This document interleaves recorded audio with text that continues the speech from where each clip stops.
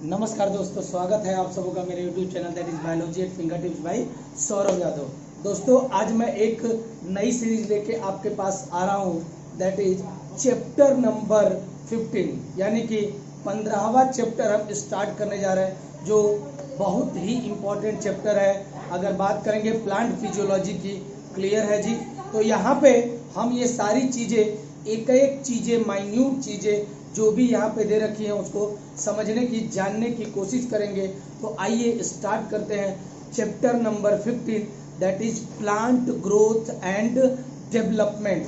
ठीक है जी, आइए स्टार्ट करते हैं। तो काइंडली लाइक एंड सब्सक्राइब करते रहें और इसी तरह से हौसला अफजाई करते रहें। मैं नई नई सीरीज आपके लिए लेके आता रहूँगा और समझाता रहूँगा, और हर वो टर्म जो भी कंफ्यूजिंग होगा उसको क्लियर करने की कोशिश करूंगा, ताकि आप एक स्टेप आगे बढ़ जाए, बाकी सारे स्टूडेंट से नीट आप क्रैक कर पाए। क्लियर है जी। चलिए, तो सबसे पहले जब प्लांट ग्रोथ एंड डेवलपमेंट की बात आती है तो यहाँ पे सिंपल सा एक आइडिया आता है आपके माइंड में कि बेटा कुछ तो ऐसे फैक्टर्स हैं जिनकी वजह से ये प्लांट क्या करता है, ग्रो करता है, और इनके अंदर में डेवलपमेंट होता है। कुछ फैक्टर्स होते हैं। तो basically this factors are hormones. कई लोग क्या करते हैं, इसको प्लांट हार्मोन या फाइटो हार्मोन्स भी कहते हैं। फाइटो हार्मोन्स, क्लियर है जी। कुछ लोग जो होते हैं इसको पीजीआर यानी कि प्लांट ग्रोथ रेगुलेटर्स भी कहते हैं। प्लांट ग्रोथ रेगुलेटर्स, क्लियर है जी।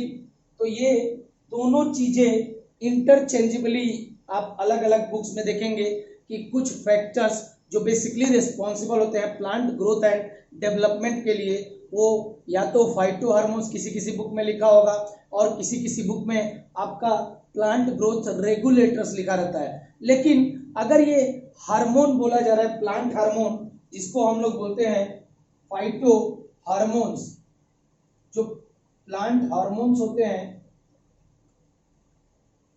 उनको बोला जाता है फाइटो हार्मोन्स, या इंटरचेंजेबली इसको पीजीआर प्लांट ग्रोथ रेगुलेटर्स भी कहा जाता है। अगर मैं बोलूं कि इन दोनों में से बढ़िया टर्म जो है, जो क्लियरली, जो विदाउट कंफ्यूजन होगा, वो है बेटा PGR plant growth regulators.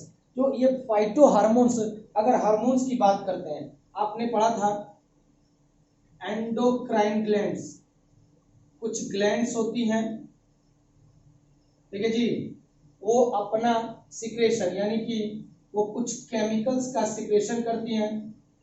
Clear है, कुछ पढ़ा था आपने, केमिकल का वो क्या करती हैं, सिक्रेशन करती हैं, और डायरेक्टली इस केमिकल को, केमिकल या इसी केमिकल्स को क्या बोलते थे हम लोग, जब हम चैप्टर नंबर 22 पढ़ेंगे, हार्मोनल चैप्टर वाला जो है, तो केमिकल सिक्रेशन को बोलते हैं हार्मोन्स। ये हार्मोन जो होते हैं, मान लीजिए ये कुछ हार्मोन्स हैं, हार्मोन्स डायरेक्टली डंप किए जाते थे ब्लड में, और ब्लड से होते हुए ये टारगेट सेल के पास में पहुंचते थे। तो ग्लैंड्स ही बेसिकली प्रोड्यूस करते थे क्या बेटा जी, हार्मोन्स, और ये हार्मोन्स का सिक्रेशन होता था, ये ब्लड में जाता था, ब्लड से होते हुए टारगेट सेल के पास में हार्मोन ये पहुंचता था। तो हम लोग बोलते थे कि ये बेटा इनका खुद का कोई भी डक्ट नहीं है, ये डायरेक्टली ब्लड में सिक्रेट करते हैं। तो एंडोक्राइन ग्लैंड को हम लोग बोलते थे डक्टलेस ग्लैंड। क्या बोलते थे, क्योंकि इनके कोई नली नहीं है, ये डायरेक्टली ब्लड में डाल देते हैं, ब्लड से होते हुए चीजें टारगेट साइट तक पहुंचती हैं। तो बेटा हमने पढ़ा है एनिमल में कि किसमें बेटा, जो एंडोक्राइन ग्लैंड्स होती हैं वो प्रोड्यूस करती है हार्मोन्स। प्लांट में ऐसी कोई ग्लैंड नहीं पाई जाती है जहां से हार्मोन प्रोड्यूस होता है, लेकिन बेसिकली ये यूज किया जाता है। Sometimes it has been used कि the chemicals which are secreted from the plants that help in growth and development, so उनको हम लोग कभी कभार समटाइम्स उसको क्या बोलते हैं, फाइटो हार्मोन्स या प्लांट हार्मोन्स बोल देते हैं। क्योंकि बेटा जो हमारे अंदर में हार्मोनल रेगुलेशन होता है, जो हमारी हाइट को बढ़ाता है, वो करता है, वो भी क्या होता है, हार्मोन्स। इसी से इसको कंपेयर करके बोल दिया जाता है। लेकिन ये एक अगर मैं बोलूं क्लियर डिफाइनिंग टर्म नहीं है। क्लियरली डिफाइनिंग टर्म है पीजीआर, प्लांट ग्रोथ रेगुलेटर्स, यानी कि कुछ रेगुलेटर्स ऐसे होते हैं जो प्लांट की ग्रोथ को रेगुलेट करते हैं, मदद करते हैं ग्रोथ में, उनको बोलते हैं प्लांट ग्रोथ रेगुलेटर्स। कुछ केमिकल्स जो सिंथेसाइज होते हैं प्लांट में और उसी प्लांट्स के ग्रोथ एंड डेवलपमेंट में मदद करते हैं, that is called as the PGR. तो अलग अलग बुक में दोनों मिलेंगे, दोनों ही सही है, लेकिन ज्यादातर अगर बोलूं तो ज्यादातर राइट होगा पीजीआर। ठीक है, दोनों को मैं लिख देता हूं यहाँ पे। फाइटो हार्मोन्स हमेशा नहीं, समटाइम्स बोला जाता है, क्योंकि अगर हार्मोन का सिक्रेशन हो रहा है तो वहां कोई ग्लैंड होनी चाहिए, लेकिन इसमें कोई ग्लैंड है नहीं, तो बेसिकली बोला जाता है समटाइम। मैं लिख देता हूं समटाइम्स, दोनों ही बोल सकते हैं। Sometimes the chemical which are secreted in plants that help in growth and development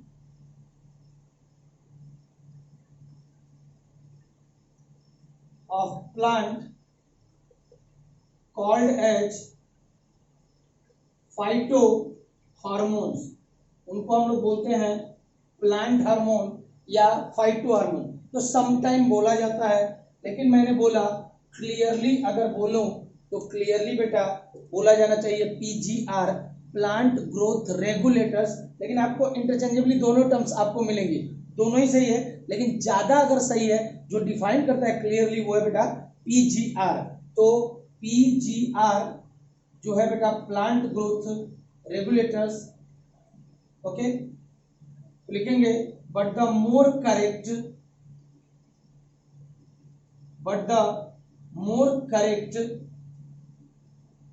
term is plant growth regulators. ज्यादा करेक्ट टर्म है plant growth regulators. These are chemicals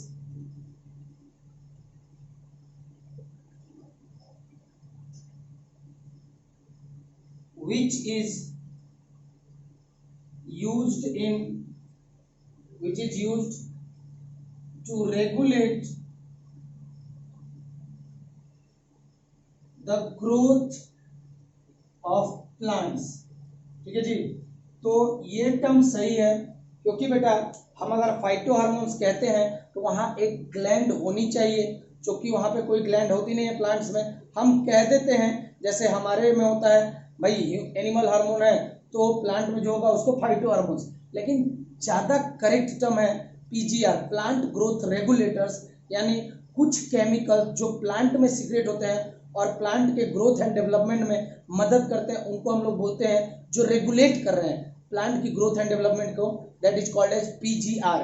तो इन दोनों में अगर मेरे हिसाब से देखें तो करेक्ट टर्म जो है वो है बेटा पीजीआर, प्लांट ग्रोथ रेगुलेटर्स, जो कि आपके मदद करते हैं किस चीज में, ग्रोथ एंड डेवलपमेंट में। तो इंटरचेंजेबली ये दोनों टर्म्स को यूज किया जाता है, लेकिन ध्यान रखिएगा समटाइम्स इसको बोला जाता है, लेकिन ज्यादा बार आप क्या देखोगे, plant growth regulators. Plant growth regulators दो प्रकार के हो सकते हैं, ठीक है जी। तो इन दोनों में ज्यादा सही टर्म है बेटा पीजीआर। अब ये जो है पीजीआर प्लांट ग्रोथ रेगुलेटर्स दो तरह के हो सकते हैं, ठीक है बेटा। बेसिकली प्लांट ग्रोथ जो रेगुलेटर जो हमें इस चैप्टर में पढ़ने हैं वो 5 इन नंबर है। कितने बेटा, 5 है, 5 इन नंबर। टोटल जो प्लांट ग्रोथ रेगुलेटर्स हैं वो है बेटा 5, और इनकी दो कैटेगरी को हमें स्टडी करने हैं। देखिए कुछ तो हार्मोन्स या अगर बोले कुछ प्लांट ग्रोथ रेगुलेटर्स ऐसे होंगे जो ग्रोथ को बढ़ाएंगे, क्या करेंगे बेटा, इंक्रीज करेंगे, तो उनको हम लोग बोलते हैं प्रोमोटरी, वो प्रमोट करेंगे। जैसे क्या होता है, जैसे मान लीजिए कोई आपसे पूछे बेटा किस क्लास में हो, तो बोले 11th, कब तुम जाओगे 12 में, सर पापा अगले साल मैं प्रमोट हो जाऊंगा 12 में। ओके, प्रमोट मीन्स क्या होना है, इंक्रीज करना, यानी आप 11 में है तो 12 में जा रहे हो। तो कुछ हार्मोन्स होते हैं जो ग्रोथ एंड डेवलपमेंट को बढ़ाने का काम करते हैं, तो उनको बोलते हैं प्रोमोटरी। क्या बोलेंगे बेटा, तो प्लांट ग्रोथ हार्मोन जो कुछ प्रमोट करते हैं ग्रोथ को, उनको बोलेंगे प्रोमोटरी ग्रोथ पीजीआर। ओके, और कुछ ऐसे होंगे जो क्या करेंगे बेटा, ग्रोथ को रोकने का काम करेंगे, तो उनको बोलेंगे इनहिबिटिंग। क्या बोलेंगे बेटा, इनहिबिटरी, रोकने का काम कर रहा है, तो इनहिबिटरी या इनहिबिटिंग पीजीआर, इनहिबिटिंग पीजीआर। तो टोटल अगर पीजीआर प्लांट ग्रोथ रेगुलेटर्स की बात करें कितने नंबर में है, 3, sorry it is 5 in number. हाँ मुझे याद हो गया था, ये प्लांट जो प्रोमोटरी वाले हैं, देखिए 3 जो है वो ग्रोथ को इंक्रीज करने में मदद करते हैं, प्रमोट करते हैं। और एग्जांपल जो हम पढ़ेंगे, auxin, then cytokinin, then gibberellin, या इसी को बोलते हैं गिबरलिक एसिड। तो ये जो 3 हार्मोन्स होते हैं या पीजीआर होते हैं, प्लांट ग्रोथ रेगुलेटर्स होते हैं, ये प्रमोट करने में, ग्रोथ को प्रमोट करने में मदद करते हैं, तो इसीलिए इनको बोला प्रोमोटरी प्लांट ग्रोथ रेगुलेटर्स। कौन कौन से, ऑक्सिन, साइटोकाइनिन और गिबरलिन। कुछ ऐसे होते हैं जो कि क्या बेटा, इनहिबिट करने का, रोकने का काम करेंगे, तो उनको हम लोग बोलते हैं इनहिबिटरी पीजीआर। एग्जांपल में हो जाएगा अब्सिसिक एसिड, और दूसरा हो जाएगा बेटा इथाइलिन। ये दोनों जो होते हैं आपके इनहिबिटरी हार्मोन्स हो जाएंगे, अब्सिसिक एसिड और इथाइलिन।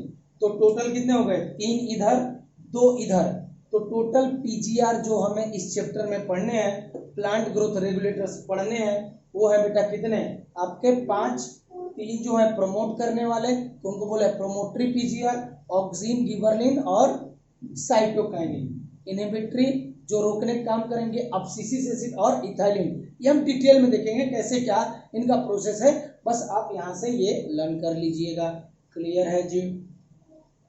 चलिए, तो नेक्स्ट अगर बात करें हम लोग, अगर पूछा जाए मॉर्फोलॉजी ऑफ फ्लावरिंग प्लांट्स पढ़ के आ रहे हैं, जो चैप्टर 5 में दे रखा है, तो एनसीईआरटी कहती है कि you have studies the organisation of flowering plants. ठीक है, आपने ये चीज पढ़ रखी है,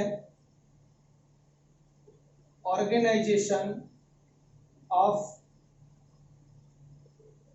फ्लावरिंग प्लांट, यानी इसी चैप्टर का नाम, जो चैप्टर नंबर हमारा 5 था।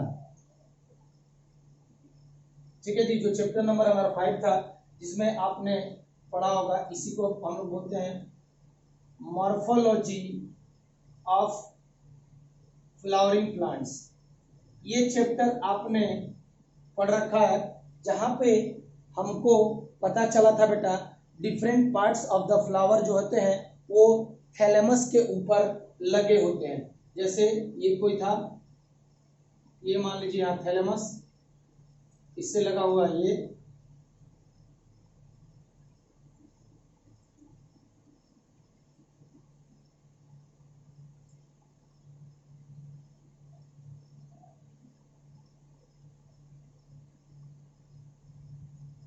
ऐसे कुछ स्ट्रक्चर था, जहां पे हमने पढ़ा था ये पार्ट जो होता है सेपल, ये पार्ट जो होता है, different parts of the flower है।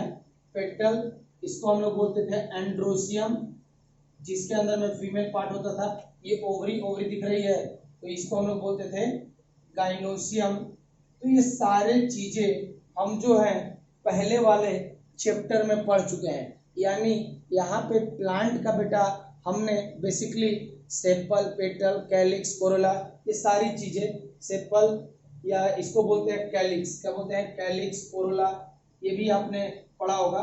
ये स्पेसिफिक टर्म आपने पढ़ा होगा, कैलिक्स, कोरोला, सिंपल पेटल भी बोलते हैं, कैलिक्स, कोरोला, एंड्रोसियम, गाइनोसियम, ये टर्म्स आपने पढ़ रखे हैं चैप्टर नंबर 5 में, जहां हमने मॉर्फोलॉजी ऑफ फ्लावरिंग प्लांट्स पढ़ रखा है।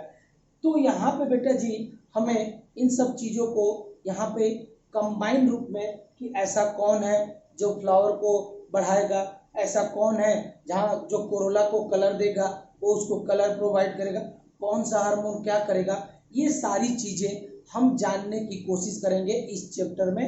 तो इस चैप्टर में हम पूरी तरह से प्लांट ग्रोथ रेगुलेटर्स को पढ़ने वाले हैं कि भैया जितने भी प्लांट ग्रोथ रेगुलेटर्स हैं, बड़ा इंटरेस्टिंग चैप्टर है, एक छोटा सा चैप्टर है और बहुत ही कंसेप्चुअल चैप्टर है। अगर आपने इसको बांध के पढ़ा, एक एक पॉइंट को पढ़ते गए तो कोई भी कंफ्यूजन नहीं होगी।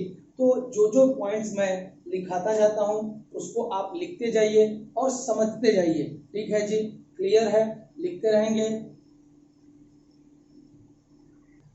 ये चैप्टर पढ़ने से पहले हमें कुछ टर्म्स को जानना चाहिए, ठीक है। तो कुछ टर्म्स जो स्पेसिफिकली हमें मालूम भी है और थोड़ा बहुत इसके बारे में हम जानते हैं। जैसे बेटा जी जब सेक्सुअल रिप्रोडक्शन होता है, तो जब सेक्सुअल रिप्रोडक्शन होता है तो बनता है बेटा फ्रूट, और उस फ्रूट के अंदर में छोटा सा क्या होता है बेटा जी, सीड भी डेवलप होता है। छोटा बड़ा हो सकता है लेकिन फ्रूट के अंदर में ही क्या होता है बेटा, सीड डेवलप होता है। तो बेटा इस सीड के अंदर में बेसिकली इंफॉर्मेशन होती है, या सीधे से बात बोले, सीड को जब आप कहीं पे फेंक देते हैं किसी लैंड के पास में, यानी कि जमीन के आसपास में, उसको जब फेवरेबल कंडीशन मिलती है तो सीड जर्मिनेट करके एक न्यू प्लांट बना सकता है कि नहीं बना सकता है। तो बेटा जी सबसे जो छोटा पार्ट है उसको हमने क्या बोला, सीड, यानी जो फ्रूट के अंदर में पाया जाएगा, तो it is a product of क्या है, सेक्सुअल रिप्रोडक्शन। तो seed is basically product of sexual reproduction. Seed, अब बेटा ये सीड ही ग्रो करता है, जर्मिनेट करता है और एक नया प्लांट बनता है, यानी मैं इसको क्या बोल सकता हूँ, seed is a miniature version, यानी बहुत ही छोटा सा वर्जन है जहां से बड़ा प्लांट ग्रो करेगा। So seed is the miniature version of future plant. Okay जी, नाउ द लास्ट थिंग, यह सीड ही है, जब सीड को प्रॉपर कंडीशन मिलेगी, अगर उसको proper temperature, proper water, proper आपका इन्वायरमेंटल जो कंडीशन रिक्वायर्ड होंगी, प्रॉपर अमाउंट ऑफ फूड, सब कुछ अगर उसको मिलेगा तो बेटा जी उस क्या होगा, सीड जर्मिनेट करेगा, और ये जर्मिनेट करके ग्रो करके धीरे धीरे धीरे किसमें एक कंप्लीट प्लांट को बना सकता है। क्लियर है। अब जो सेकेंड टर्म है that is called as the seedling. देखिए इसको हम समझ सकते हैं, जैसे आप क्या करो, एक चना लो, तो चना एक सीड हो गया, उस चने को हम पानी में क्या करते हैं बेटा, डाल के छोड़ देते हैं, तो रात भर ओवरनाइट छोड़ दीजिए, तो क्या होगा बेटा, वो थोड़ा फूल जाएगा। फूलने के बाद हम क्या करते हैं, उसको एक रुमाल में रखिए, रुमाल में बांध के एक दिन के लिए और छोड़ दीजिए, तो आप देखेंगे कि बेटा ये जो इस तरह का सीड है, सीड के ऊपर में थोड़ा सा एक छोटा सा सफेद कलर का आउटग्रोथ निकल जाएगा। तो बेसिकली है क्या, वो जो आउटग्रोथ निकली है ना बेटा जी, वो है बेटा आपका क्या, सीडलिंग, और यही सीडलिंग आगे चल के कन्वर्ट होगा प्लांटलेट्स में, और प्लांटलेट्स आगे जाके कन्वर्ट होगा कंप्लीट और मैच्योर प्लांट में। तो रात भर देखिए यही जो छोटा सा पार्ट जो निकलता है that is called as seedling. मैंने लिख दिया, seedling is a young plant sporophyte, sporophyte generally diploid होता है, तो जहां से एक कंप्लीट प्लांट की ग्रोथ होती है, developing out of a plant embryo. बेटा ये जो सीड होता है, सीड के अंदर में एम्ब्रियो होता है फ्रॉम अ सीड, यानी बेसिकली आपका जो सीड होगा, सीड को के अंदर से जो छोटा सा पार्ट निकलता है उसको हम बोलते हैं सीडलिंग। इसी बात को लिखा हुआ है, seedling is a young plant sporophyte developing out of a plant embryo, जो प्लांट का एम्ब्रियो होगा from a seed. Basically embryo जो होता है वो सीड के अंदर में ही कंजर्व होता है, वहीं से एक छोटा सा क्या निकलेगा बेटा, धागा की तरह एक स्ट्रक्चर निकलता है जिसको हम लोग बोलते हैं सीडलिंग। जनरली देखा होगा सफेद सफेद होगा सीडलिंग। देन प्लांटलेट्स, इसको हम लोग बोलते हैं miniature version of full plant. तो miniature form of plant that is having few small leaves, green stem called as plantlet। यानी देखिए यहाँ पे क्या हुआ, बहुत ही छोटा सा कुछ लीफ है, ये सम लीव्स हो गई, और बेटा जी स्टेम हो गया, और स्टेम कैसी, किस कलर की, ग्रीन कलर की। फिर यही आगे डेवलप करके एक मैच्योर प्लांट बनाएगा। तो इसीलिए लिखा प्लांटलेट्स है क्या, miniature form of plant that is having few small leaves. देखिए छोटी छोटी लीव्स हो गई, एंड ग्रीन स्टेम्स, स्टेम कैसा होगा, ग्रीन होगा, कॉल्ड एज प्लांटलेट। क्लियर है जी। The next term that you have to know that is the mature plant. बेटा मैच्योर प्लांट उसको बोलेंगे जिसके अंदर में रूट, स्टेम, लीव्स सारी चीजें लार्ज अमाउंट में डेवलप हो गई होंगी, उसको हम लोग क्या बोल देंगे जी, मैच्योर प्लांट। जैसे देखिए रूट अच्छे से डेवलप हो गई है, स्टेम डेवलप हो गई है, लीव्स अपने साइज में ग्रो कर गई है, ठीक है, फ्लावर ग्रो कर गया है। तो सारे plants, root, stem, leaves, flower, ये सारी चीजें डेवलप हो गई हैं, तो उसको हम लोग बोलते हैं बेटा जी मैच्योर प्लांट। क्लियर है। जिम्नोस्पर्म में आपका फ्लावर नहीं भी हो सकता है, लेकिन रूट, स्टेम, लीव्स में अगर पूरी तरह से डिस्टिंग्विश है, आप उसको आइडेंटिफाई कर सकते हैं, तो उसको हम लोग बोलते हैं बेटा जी मैच्योर प्लांट। क्लियर है। ये सारे टर्म्स बड़ा ही इंपॉर्टेंट है, कोई इतना ज्यादा हमने इसको पढ़ना नहीं, क्योंकि हमने पढ़ रखा है, कई क्वेश्चन भी नहीं पूछने वाला, लेकिन टर्म्स दे रखी है तो जानना जरूरी है। क्लियर है जी।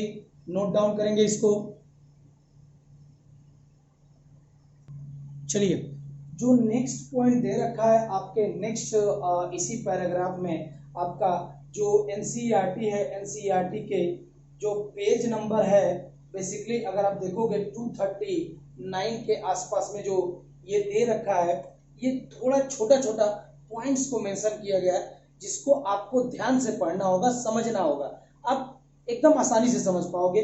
देखिए जो बोला जाता है बेटा, जब हमने क्लास फर्स्ट में जो लिविंग वर्ल्ड में जो चैप्टर पढ़ा था, वहां पता चलता है कि ट्रीज जो होते हैं वो ग्रो करते हैं, यानी उनकी height through out the life बढ़ती रहती है।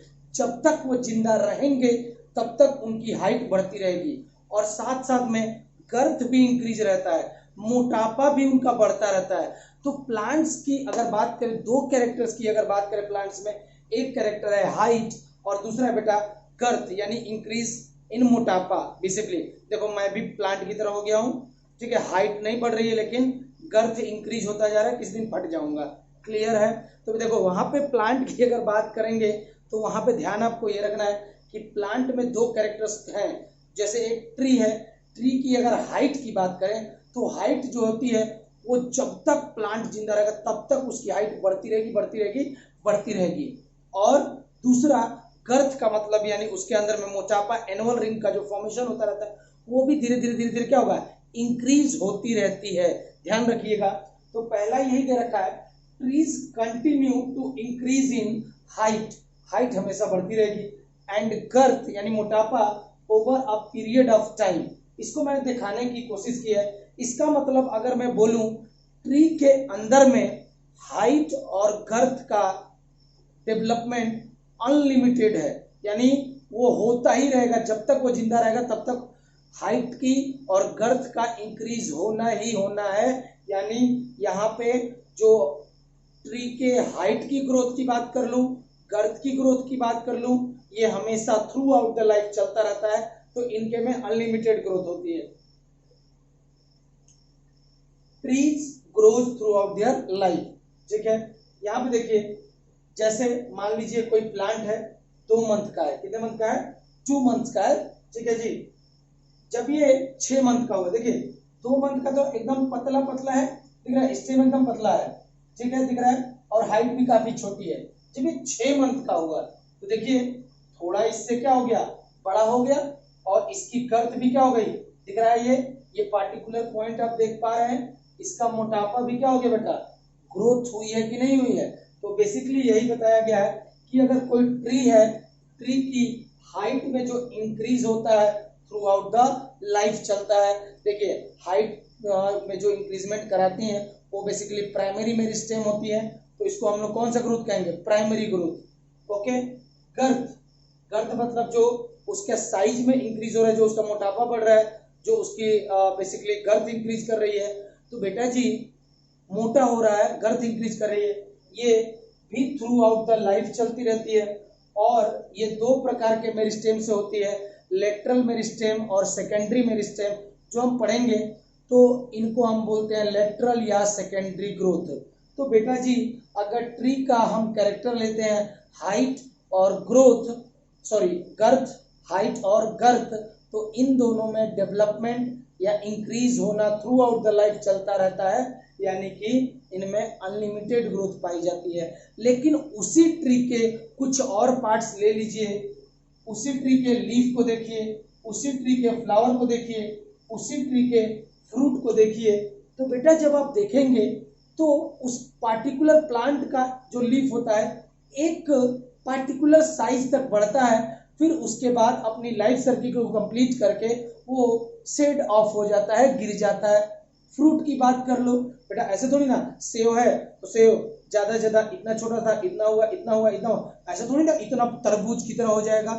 ठीक है, जैसे ही एक पार्टिकुलर साइज पे पहुंचता है तो जिस टहनी से लगा रहता है ब्रांच से, उससे क्या हो जाता है, डिटैच होकर वो गिर जाता है।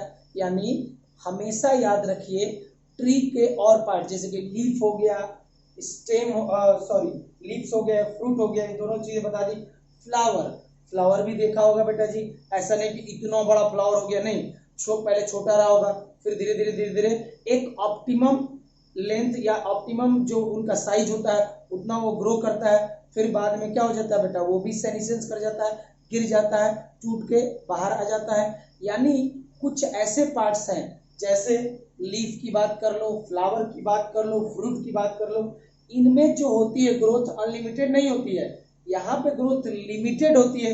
एक पार्टिकुलर साइज तक वो ग्रो करेंगे और उसके बाद वो क्या करेंगे, गिर के खत्म हो जाते हैं। सो यहाँ पे क्या होगा बेटा, लिमिटेड डायमेंशन है, उनका पार्टिकुलर साइज होगा, यानी लिमिटेड ग्रोथ होती है। दे अपीयर टू फॉल, वो appear to fall periodically and sometime repeatedly.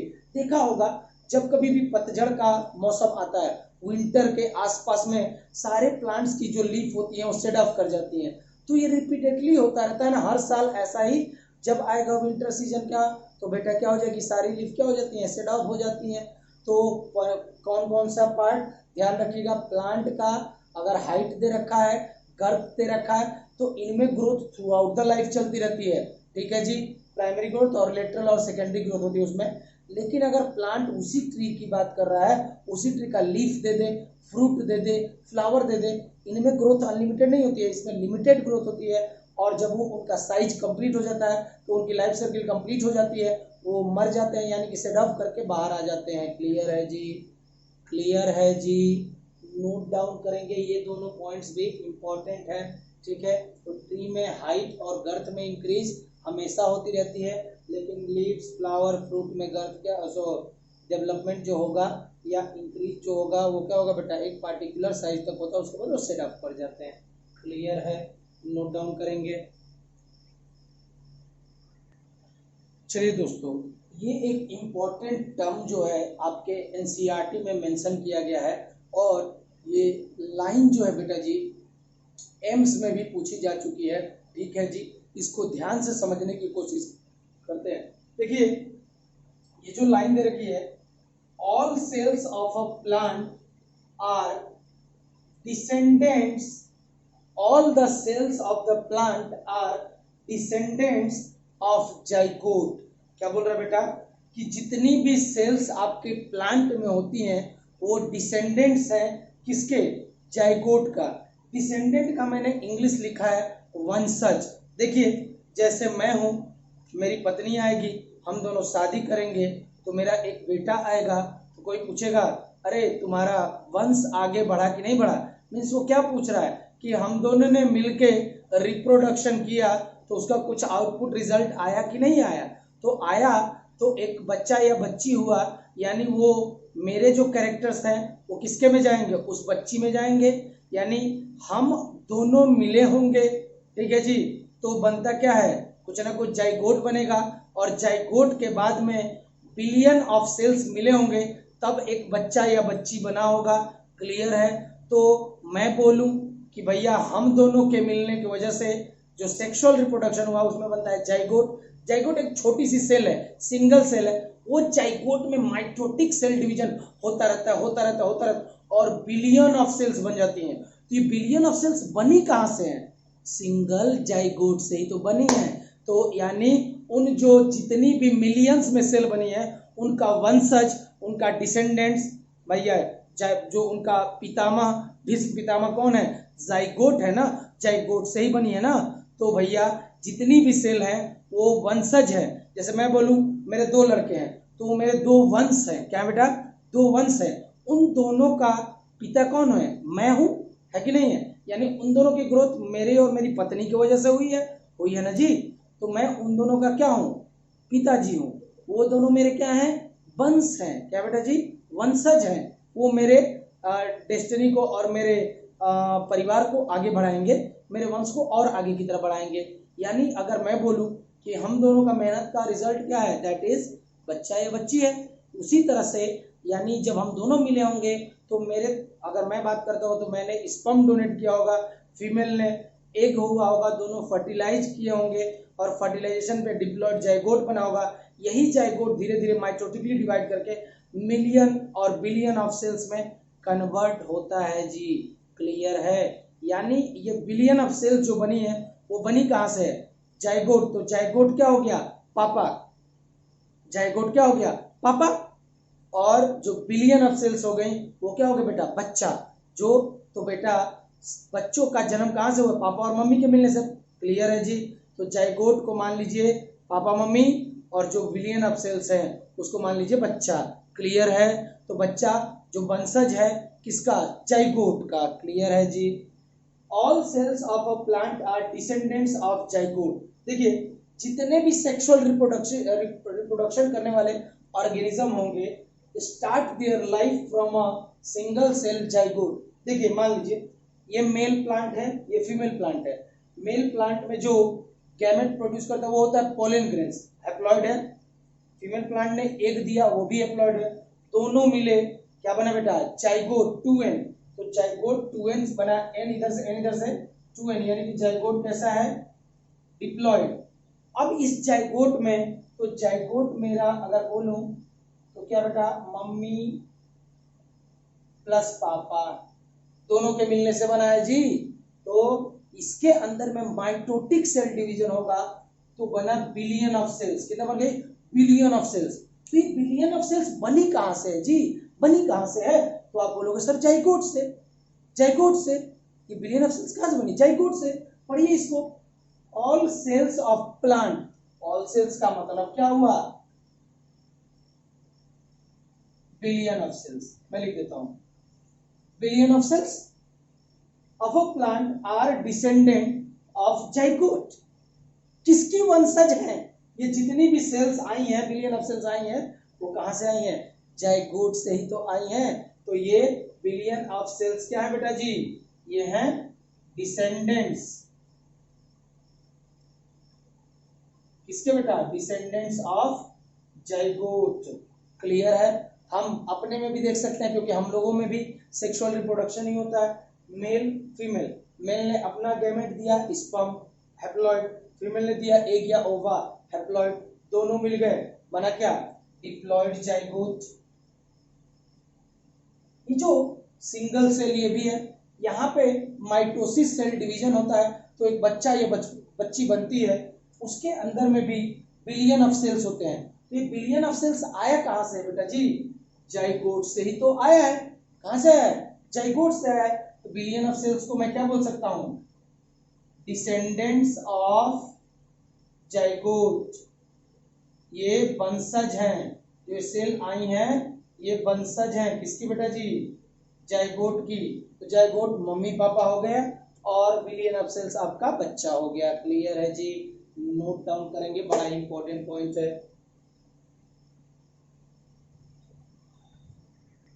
आइए दोस्तों अब जो नेक्स्ट लाइन दे रखी है वो बड़ा ही इंपॉर्टेंट लाइन दे रखा है कि डेवलपमेंट को हम कैसे नाप सकते हैं, माप सकते हैं, किस तरह से पता चलेगा कि हाँ यहाँ डेवलपमेंट हो रही है, किसी भी प्लांट में डेवलपमेंट हो रही है।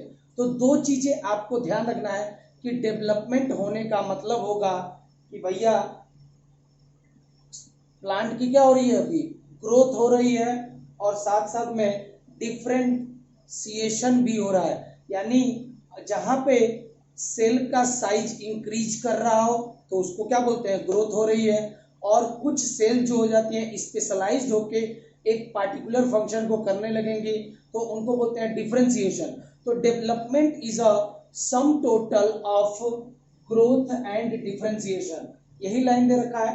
Development is the sum of two processes. Development sum है दो प्रोसेसेस का, एक होता है बेटा ग्रोथ और दूसरा क्या होता है, डिफरेंशिएशन। इसको यहाँ पे मैंने शॉर्ट में लिख दिया, development is equal to growth plus plus में सम हो गया प्लस डिफरेंशिएशन। तो it is the sum total of growth and differentiation. अब हम देखने की कोशिश करते हैं कि बेटा ग्रोथ किसको कहेंगे और डिफरेंशिएशन किसको कहते हैं। ठीक है जी, चलिए यहां हमने पढ़ा कि कोई भी ऑर्गेनिज्म जो कि क्या है बेटा जी, प्लांट की अगर बात करें तो प्लांट में कोई भी ऑर्गेनिज्म है वो डेवलप, या कोई भी सेल होगी वो कहां से डेवलप करेगी, single cell that is zygote, वहीं से स्टार्ट करते हैं। सपोज करो कि एक ये डिप्लॉयड जाइगोट है, कितना सेल बेटा, सिंगल सेल मॉलिक्यूल, इतनी छोटे से साइज का है।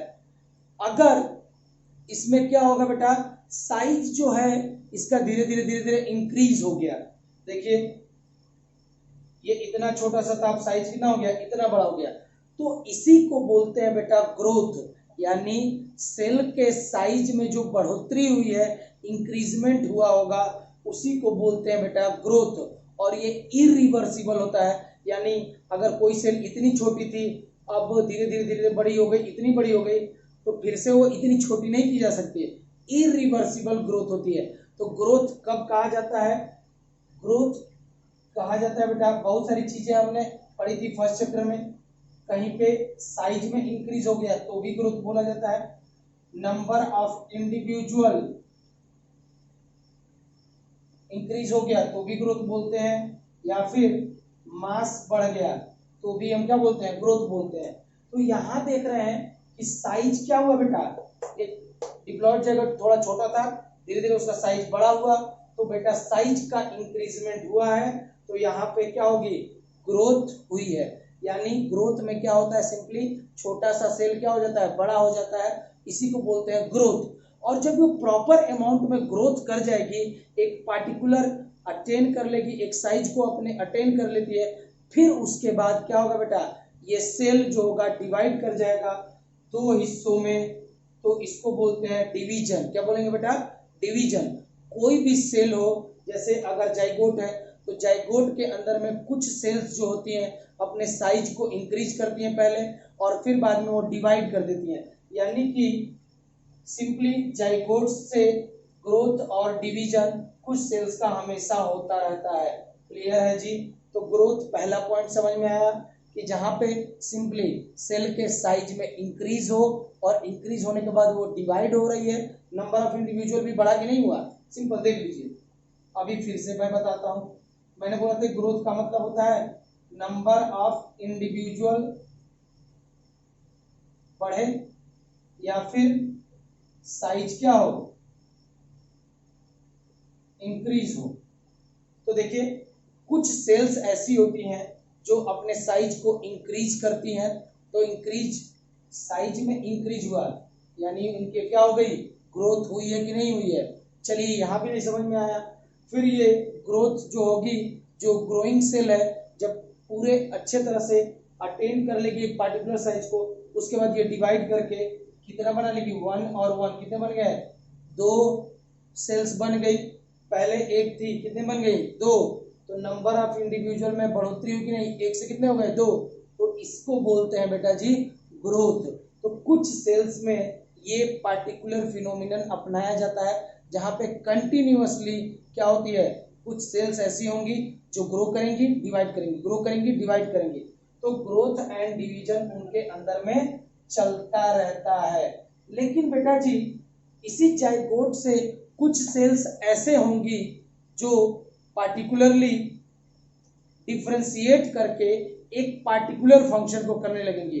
देखिए इसी जाइगोट से कुछ सेल मॉडिफाइड होके स्पेशलाइज्ड होके वो कराने लगती हैं वाटर का मूवमेंट। वो वाटर का मूवमेंट कराने लगेंगी, यानी वो किस सेल को फॉर्म करेंगी, तो ध्यान रखिएगा जाइलम को। कुछ सेल जो हो जाती है इन्हीं जाइगोट से डिफरेंशिएट करके आपके स्पेशली फॉर्म कर लेती हैं और वो कराती हैं फूड का ट्रांसलोकेशन। तो फूड को एक जगह से दूसरे जगह ले जाने के लिए स्पेशलाइज्ड हो जाएंगी, उनको हम लोग बोलते हैं बेटा जी फ्लोएम। कुछ सेल जो हो जाती हैं एपिडर्मिस में चली जाएंगी, तो बेसिकली ये आउटर मोस्ट लेयर को बनाएंगी जो प्रोटेक्ट करने का काम आएगा। कुछ सेल जो होंगी इसी जाइगोट से आपके चली जाएंगी ग्राउंड टिश्यू में, ग्राउंड टिश्यू को फॉर्म कर लेंगी स्पेशलाइज्ड होके। जैसे ग्राउंड टिश्यू में हम पढ़े होंगे आपका बहुत सारी सेल होती है, कोलेनकाइमा, पेरेनकाइमा, स्क्लेरेनकाइमा, ठीक है। तो कुछ सेल्स जो होती हैं इस सिंपल जाइगोट से डिफरेंशिएट करके, डिफरेंशिएशन हम किसको बोलते हैं, तो डिफरेंशिएशन एक ऐसा प्रोसेस है जहां पे सेल्स स्पेशलाइज्ड हो जाती हैं, कुछ स्पेशल फंक्शन को कर्ज करती हैं। जैसे मान लीजिए कुछ सेल जो वाटर के मूवमेंट के लिए रिस्पॉन्सिबल हो जाती हैं, वो कौन सा टिश्यू बनाएंगे, फ्लोएम टिश्यू।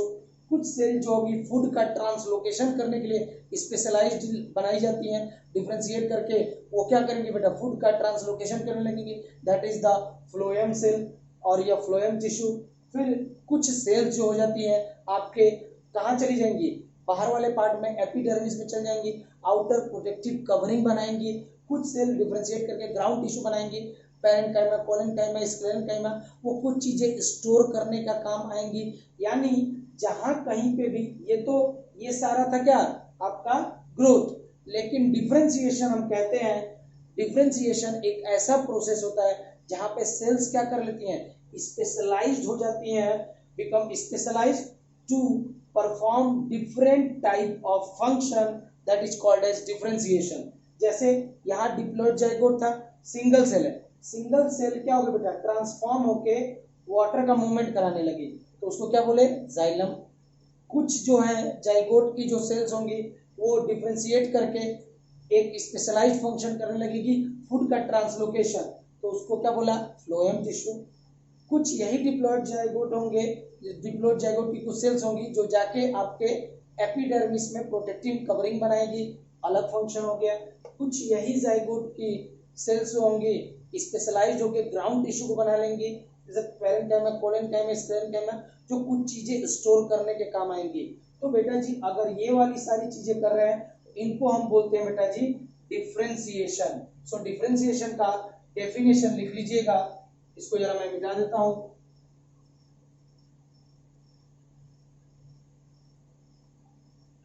सिंपल सा आप याद रखिएगा, जहां पे सेल्स क्या हो रही हैं, स्पेशलाइज्ड हो जा रही हैं to perform different functions, that is called as differentiation.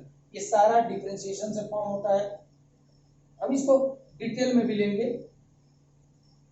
Differentiation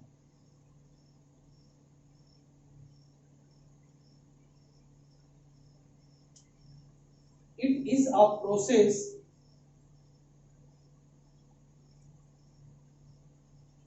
in which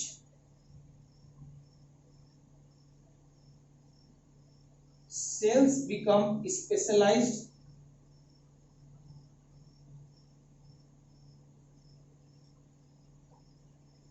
to perform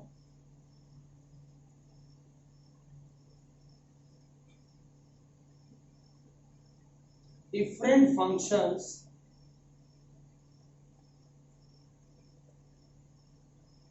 called as,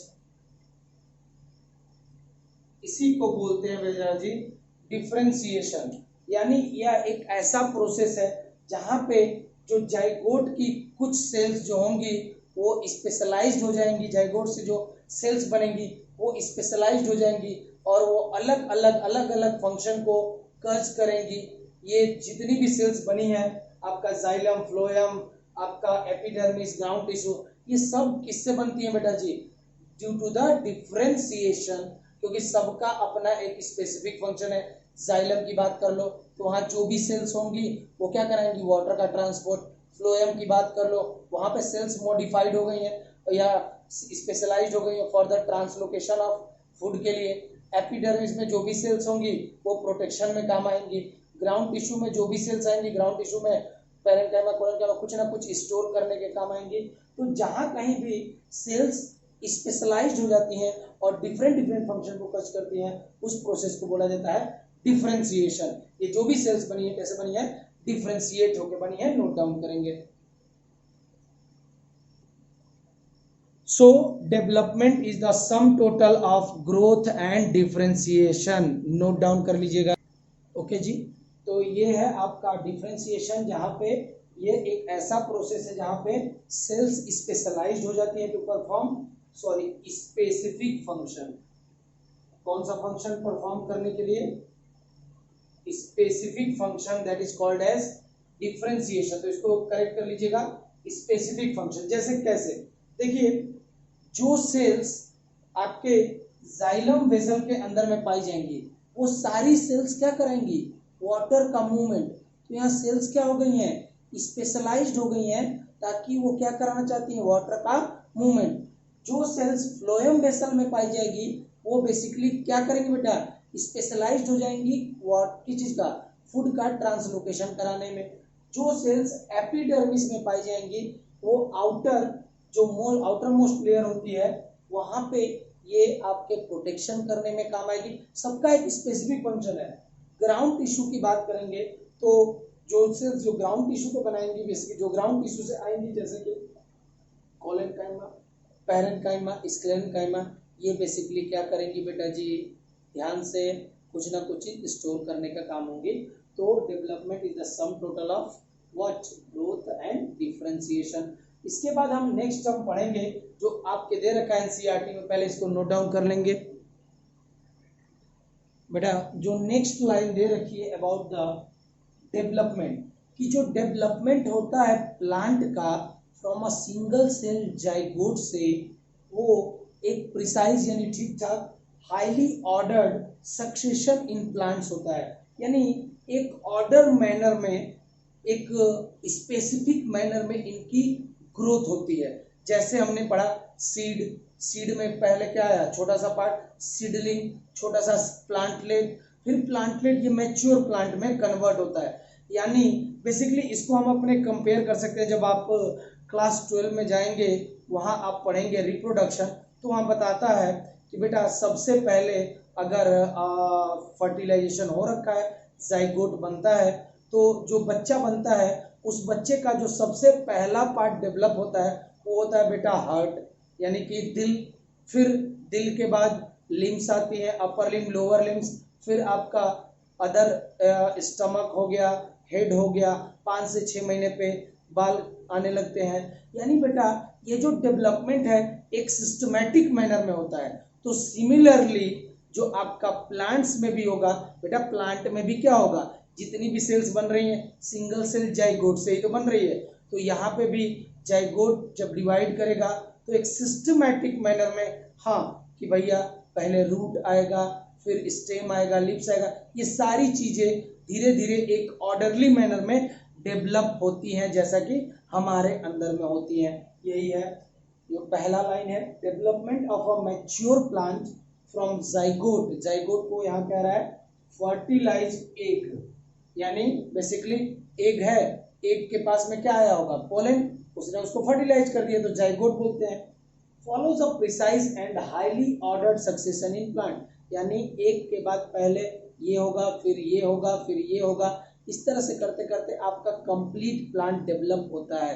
तो जो कोई भी कंप्लीट प्लांट डेवलप होगा, during this process a complex body organisation is form that produces, क्या होगा बेटा जी, रूट प्रोड्यूस करेगा, लीफ होगा, ब्रांचेस होगा, फ्लावर, फ्रूट, सीड्स, ये सब जो है बेटा अलग अलग स्ट्रक्चर्स हैं। रूट अलग है, स्टेम अलग है, ब्रांच अलग है, फ्लावर अलग है, फ्रूट अलग है, सीड अलग है।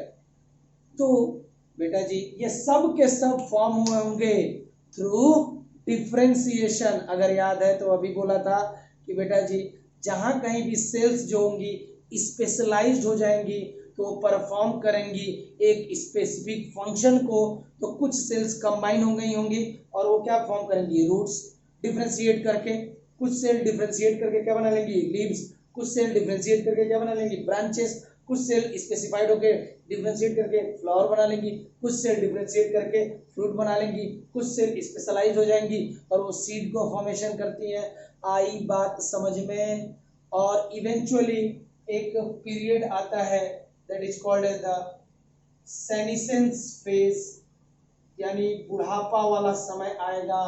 तो बेटा जी प्लांट का भी बुढ़ापा आएगा और प्लांट इवेंचुअली मर जाएगा। तो याद रखिएगा जो भी डेवलपमेंट होता है प्लांट्स में और from a single cell zygote से, तो वो एक स्पेसिफिक मैनर में होगा, ऑर्डरली मैनर में होगा कि पहले क्या आएगा। तो मैंने बता दिया सबसे पहले अगर रूट है तो रूट में से क्या सॉरी सबसे पहले कोई सीड है तो सीड में से क्या होगा, सीड जर्मिनेट होगा तो उसमें से सीडलिंग आएगा, फिर प्लांटलेट आएगा, तब वो धीरे धीरे क्या होगा उसमें से रूट हो गया, स्टेम हो गया, लिप्स हो गया, ब्रांचेज हो गए, सब कुछ डेवलप होगा। जब एक कम्प्लेक्स बॉडी डेवलप होगी धीरे धीरे बढ़ेगा, अपना लाइफ सर्किल कंप्लीट करेगा और इवेंचुअली बुढ़ापा आएगा और मर के स्वाहा हो जाएगा। क्लियर है जी? नोट डाउन करेंगे। अब कुछ जो लोग हैं जो न्यू एनसीईआरटी जिन्होंने ले रखी है उनके लिए तो सही है, लेकिन कुछ लोग हैं जिनके पास पुरानी एनसीईआरटी है, कुछ पार्ट जो पीछे दे रखा था उसको ऐड किया गया है, तो वो मैं यहाँ पे बताऊंगा जो आपके एनसीईआरटी में जो पुरानी वाली एनसीईआरटी उसमें नहीं दे रखा है, तो उसको अभी पढ़ेंगे। पहले ये नोट डाउन कर लेंगे। ये सारे प्रोसेस डिफरेंशिएशन से बने हैं, सारी चीजें, रूट, लीव्स, सब कुछ डिफरेंशिएशन से बना है। देखिए बच्चों, तो जो नेक्स्ट सेक्शन है ये दे रखा है कि किसी भी प्लांट में, किसी भी प्लांट की जब आपको ग्रोथ करनी होगी तो बेटा कोई भी प्लांट होगा वो ग्रो करता है एक छोटी सी स्ट्रक्चर से, दैट इज कॉल्ड एज बेटा जी सीड। सीड ही है, जब ये सीड जर्मिनेट करेगा तो इसी से निकलेगा सीडलिंग, सीडलिंग से प्लांटलेट और यही प्लांटलेट से मैच्योर प्लांट बनता है जी। तो ध्यान रखिएगा द फर्स्ट स्टेप, जो पहला स्टेप होगा, जो पहला बेसिक स्टेप होगा प्लांट ग्रोथ में, वो होगा बेटा जी सीड जर्मिनेशन। जब सीड जर्मिनेट होगा तो ही पॉसिबल है प्लांट का ग्रोथ होना। तो जो कान पकड़ लीजिए, जो पहला स्टेप होगा एकदम ध्यान से सुन लीजिए। सीड को हम कहीं पे ले आके डालते हैं, कहीं पे क्या लैंड में ले आके डालते हैं, फिर वो सीड जर्मिनेट करेगा, वहीं से प्लांट की ग्रोथ होती है। तो पहला स्टेप जो होगा वो होगा बेटा जी सीड का जर्मिनेशन। द फर्स्ट स्टेप लिखा हुआ है in the process of plant growth is seed germination. तो जो पहला स्टेप होता है किसी भी प्लांट में, प्लांट की ग्रोथ में, वहां होगा बेटा सबसे पहले सीड का जर्मिनेशन। नोट डाउन कर लीजिएगा। अब ये जो सीड है वो भी सीड, जैसे देखो मान लो मुझे मेरी बात समझ लीजिए, जैसे मैं यहाँ पढ़ा रहा हूँ, अगर मान लीजिए एटमॉस्फेयर में बहुत ज्यादा गर्मी है, अनफेवरेबल कंडीशन है, तो बेटा मुझे काफी दिक्कत होगी, पूरा पसीना पसीना हो जाऊंगा, पूरा शर्ट भीग जाएगा, बहुत ज्यादा दिक्कत होगी, ईचिंग होगी, और मैं जहाँ कंसंट्रेशन करना चाहिए पढ़ाने पे कंसंट्रेट नहीं कर पाऊंगा, कभी रुमाल उठाऊंगा, कभी छूंगा, कभी फिर रखूंगा, फिर पढ़ाऊंगा, तो कंसंट्रेशन क्या हो जाएगा, भंग, यानी अनफेवरेबल कंडीशन है। लेकिन अगर मान लीजिए अच्छी कंडीशन है, यानी टेम्परेचर जो है स्टेबल है, कोई ज़्यादा गर्मी नहीं है ना ठंडी है, तो आप आसानी से कंसंट्रेट करके पढ़ा सकता हूँ, तो मेरी कैपेबिलिटी क्या होगी, बढ़ जाएगी कि नहीं बढ़ जाएगी, एटमॉस्फेयर खराब था, कैपेबिलिटी क्या हो गई, घट गई। उसी तरह से कोई भी सीड होगा, जब सीड को हम प्रॉपर कंडीशन देंगे, तो जब उसको प्रॉपर कंडीशन मिलेगी, उसकी ऑप्टिमम कंडीशन मिलेगी, तो उसकी ग्रोथ क्या होगी, ऑप्टिमम होगी कि नहीं होगी जी। ठीक है, तो यही दे रखा है, the seed germinate when favourable condition, जब उसको हम लोग क्या देंगे, उसका मनचाहा कंडीशन जब आप प्रोवाइड करेंगे, that is called as the favourable condition for growth that exist in the environment. तो कौन कौन सी ऐसी फेवरेबल कंडीशन है जो मुझे देनी चाहिए। पहला, देखिए दो प्रकार के फैक्टर्स होंगे, एक होगा इंट्रिंसिक क्लाइमेटिक फैक्टर, यानी प्रॉपर अमाउंट में जो टेम्परेचर चाहिए वो हम दें, प्रॉपर वहां पे ह्यूमिडिटी होनी चाहिए, नमी, प्रॉपर अमाउंट में वाटर होना चाहिए, और प्रॉपर फूड कंसेंट्रेशन यानी कि जो न्यूट्रिएंट्स हम दे रहे हैं वो भी प्रॉपर अमाउंट में देना चाहिए। तो ये सारे एक्सटेंसिव क्लाइमेटिक फैक्टर्स हैं जो हम बाहर से दे रहे हैं। कुछ फैक्टर्स जो अंतर्मन की आवाज होती है, अंतर्मन की आवाज, तो बेटा जी एक कुछ फैक्टर्स होते हैं आपके उस सीड के अंदर में होंगे जिसको हम लोग बोलते हैं इंट्रिंसिक फैक्टर। वो भी क्या करते हैं बेटा, उनको कहते हैं कि हाँ अब तुम्हें क्या करना है, जर्मिनेट करना है, तुमको ये सारी कंडीशन मिल गई हैं तो अब तुम क्या कर सकते हो, जर्मिनेट कर सकते हो। That factors are called as intrinsic factor. So these are some factors which are present in the seed itself, seed के अंदर में ही होते हैं, which led the seed to germinate। तो ध्यान रखिएगा, जब कभी भी देखिए प्लांट की ग्रोथ होनी है तो सीड से ही होगी। सीड का क्या होगा, जर्मिनेशन। जर्मिनेशन करने के लिए प्रॉपर क्या होना चाहिए, एक फेवरेबल कंडीशन चाहिए इन्वायरमेंट से जो उसको मिलनी चाहिए, जैसे प्रॉपर टेम्परेचर मेंटेन करना है, proper humidity, proper water, proper food concentration. चूंकि ये बाहर से सारे चीजें दी जा रही हैं तो इसको हम लोग बोल दिया एक्सटेंसिव क्लाइमेटिक फैक्टर्स। कुछ फैक्टर्स जो उसके अंदर में होते, जैसे मान लो मेरे अंदर में मैं अपनी कैपेबिलिटी जानता हूँ कि यार ये मैं काम कर सकता हूँ, मैं कितना लेजी हूँ, मैं नहीं कर पा रहा हूँ, लेकिन मैं ये काम अगर चाहूँ सॉरी तो तुरंत के तुरंत कर सकता हूँ। ये मेरे अंतर आत्मा की वजह है। उसी तरह से कुछ फैक्टर्स आपके सीड के अंदर में ही होते हैं जो इसको क्या करते हैं, इनहेंस करते हैं, बढ़ावा देते हैं कि जर्मिनेट कर पाए। That is called as the intrinsic factor. So these are some factors which are present in seed itself which led to the seed to germinate. Clear है जी। अब अगर मान लीजिए अनफेवरेबल कंडीशन है, जैसे मैंने बोला मेरे लिए अनफेवरेबल कंडीशन, मैं पढ़ा नहीं पा रहा हूँ, गर्मी से गर्मी पूछे जा रहा हूँ, उसी तरह से अगर अनफेवरेबल कंडीशन देंगे सीड को तो सीड का जर्मिनेशन नहीं होगा, सीड विल नॉट जर्मिनेट, और वो कुछ समय के लिए एक रेस्ट वाली स्टेज में चला जाएगा, सस्पेंडेड ग्रोथ वाली स्टेज में चला जाएगा। उस पार्टिकुलर पीरियड ऑफ टाइम को बोलते हैं बेटा जी डोरमेंट फेज या डोरमेंसी। सीड कहाँ चला जाता है, डोरमेंसी में चला जाता है, यानी वो अपनी एनर्जी को कंजर्व कर लेता है क्योंकि बाहर में इन्वायरमेंट क्या है, अनफेवरेबल है। So in absence of such favourable condition, यानी वहां पे फेवरेबल कंडीशन अगर नहीं है तो क्या होगा, the seed do not germinate and goes into a period of suspended growth, और एक सस्पेंडेड ग्रोथ वाली पीरियड में चला जाएगा या रेस्ट वाली स्टेज में चला जाएगा, जिसको हम लोग बोलते हैं डोरमेंट स्टेज, या उसी को बोलते हैं कि सीड कहाँ चला गया, सीड इज अंडर डोरमेंसी में चला गया। क्लियर है जी, नोट डाउन करेंगे। सो सीड को जर्मिनेट करने के लिए दो फैक्टर्स की आवश्यकता होगी, एक होगा एक्सटर्नल यानी जो बाहरी फैक्टर्स हैं, that is called as the external, या उसी को बोलते हैं एक्सटेंसिव क्लाइमेटिक फैक्टर्स। जो अंदर से आवाज आती है, अंतर्मन की आवाज होगी, अंतर्मन की आवाज होगी, उसको बोलते हैं इंट्रिंसिक फैक्टर्स। ठीक है, जो इंटरनल फैक्टर्स होंगे, तो दोनों फैक्टर्स यहाँ पे बता दिए, नोट डाउन कर लेंगे, बड़ा इंपॉर्टेंट केसेस है। चलिए दोस्तों, तो जो आपका लास्ट में यहाँ दे रखा है कि देखिए अभी हमने पढ़ा कि बेटा अगर अनफेवरेबल कंडीशन है सीड के सराउंडिंग में तो सीड एक सस्पेंडेड ग्रोथ वाली फेज में चला जाएगा, रेस्ट करने चला जाएगा, जिसको हम लोग बोलते हैं सीड क्या कर रहा है, आराम कर रहा है, तो उसको हम लोग बोलते हैं डोरमेंसी फेज या डोरमेंट फेज में चला गया है। अब फिर से मान लीजिए सीड के सराउंडिंग में फेवरेबल कंडीशन आ जाएगी तो फिर से अपनी मेटाबॉलिक एक्टिविटीज को परफॉर्म करेगा और सीड का क्या हो सकता है बेटा, जर्मिनेशन हो जाएगा, वो रिज्यूम करेगा अपनी ग्रोथ को। Once favourable condition returns the seed resume metabolic activities and growth takes place, यानी जैसे ही फेवरेबल कंडीशन आएगी वो अपनी ग्रोथ को कज करेगा, ग्रोथ करेगा, प्लांट का क्या होगा बेटा, डेवलपमेंट होगा, क्योंकि सीड क्या कर लेगा, जर्मिनेट कर लेगा। लास्ट में जो बातें मैं बता चुका हूं, इन दिस चैप्टर हम लोग पढ़ने वाले हैं some factors which govern and control this development, यानी जो ग्रोथ एंड डेवलपमेंट हो रहा है प्लांट का, उसको कौन गवर्न करेगा और कंट्रोल करेगा।